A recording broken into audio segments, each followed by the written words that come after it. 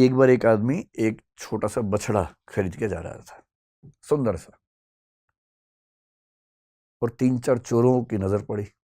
उनका मन हुआ कि काश ये बछड़ा हमें मिल जाए, सस्ता मिल जाए, आधे दाम पे या उससे कम पे मिल जाए, तो क्या करें। तो उन्होंने एक साजिश की। बारी बारी वो उस व्यक्ति से रास्ते में मिले। पहले एक व्यक्ति मिला एकदम सीरियस चेहरा बना के। उसने कहा, अरे पंडित जी, बकरी कितने की ली? पंडित जी ने कहा, यार ये तो बछड़ा है, बकरी थोड़ा ना है। तो वो बड़े अच्छे से हंसा, उसने कहा, ये बछड़ा है? अच्छा। इतना कह के मुस्कुराते हुए निकल गया वहां से। पंडित जी को लगा अजीब गधा आदमी है। फिर देखा है तो बछड़ा ही। उसका उतना ही काम था, किया और निकल गया। अब वो आगे चल रहे हैं, करीब 100-200 मीटर के बाद एक दूसरा आदमी अलग जगह से आया। इनके बीच में आपस में साठ-गांठ है, ये इनको नहीं पता है।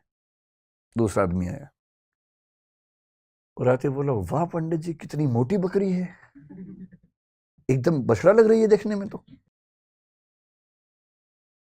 अब इसको लगा कि ये तो मामला फंस गया।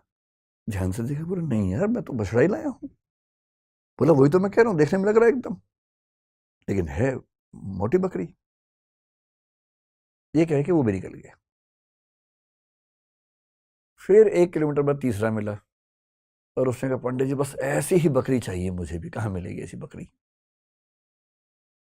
उसने कहा, फिर पंडित ने फिर थोड़ा धमकाते हुए कहा कि यार ये बछड़ा है भाई।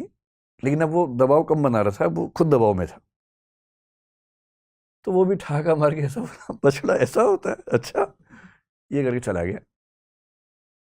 और फिर चौथा आदमी जो असली था उनका मास्टरमाइंड, चीफ कॉन्स्पिरेटर, फिर वो आया पैसे गिनते हुए। उसने कहा, अरे अरे अरे, ऐसा ही बकरा चाहिए, ऐसी बकरी चाहिए, कितने की मिलेगी, कितने की मिलेगी? तो पंडित जी को लगा मुझसे बहुत बड़ी गलती हो गई है, मैं तो बकरी खरीद के ले आया बछड़े के नाम पे या बछिया के नाम पे। फिर लगा घर जाऊंगा, घर पे पिटूंगा, इससे अच्छा नुकसान कम कर लेता हूं। तो एज्यूम कीजिए कि उस जमाने में 100 रुपए के आसपास का लिया था, तो उन्होंने बताया कि मैंने 100 का लिया है। प्लस 100 का, बकरी तो 20 रुपए की आ जाती है।